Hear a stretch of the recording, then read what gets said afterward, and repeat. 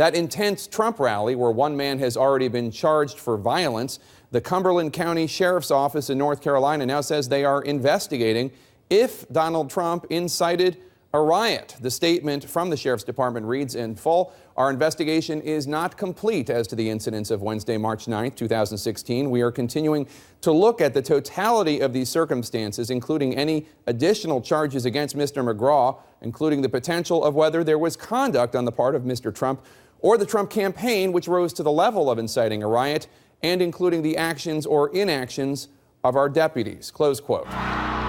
One day before what's likely to be the biggest Super Tuesday yet, Donald Trump insists his rallies are misunderstood. He's a love fest. As more protesters were removed from another Trump rally, this time in North Carolina, the GOP frontrunner blamed Democrats for the chaos at his events. The Democrats are seeing what's happening, and they try and disrupt what's happening, but it's not a big deal. They stand up, they shout for a couple of seconds, and they get whizzed out. And Trump told Wolf Blitzer the media is also at fault for hyping the protests. There's not much violence. Let's not even use the word violence. There's very little disruption, generally speaking. Sarah Palin had some choice words for the demonstrators, labeling them thugs at a Trump rally in Tampa. What we don't have time for is all that petty, punk-ass little thuggery stuff. But after a near riot when Trump canceled his rally in Chicago, that protester who tried to confront Trump in Ohio, and the police pepper spraying demonstrators in Kansas City, the other Republican candidates are warning their party could face a grim future. If Donald Trump is our nominee, we're going to lose. A lot of Republicans won't support him. And every day that he behaves the way he's behaving now, inciting anger and frustration, he's making it harder and harder. But Republicans may not have much of a choice if Trump sweeps the 5 big states up for grabs Tuesday.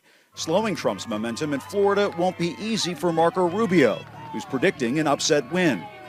Tomorrow's the day. Tomorrow's the day where we're going to shock the country. Looking much better in his home state is Ohio Governor John Kasich, who's also railing against Trump with the help of former GOP nominee Mitt Romney.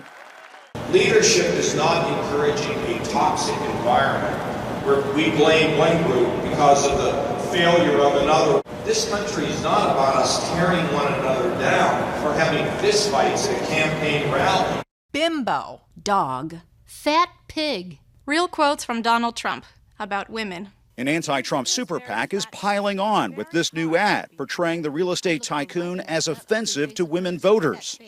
If Donald Trump is the nominee, he is a disaster.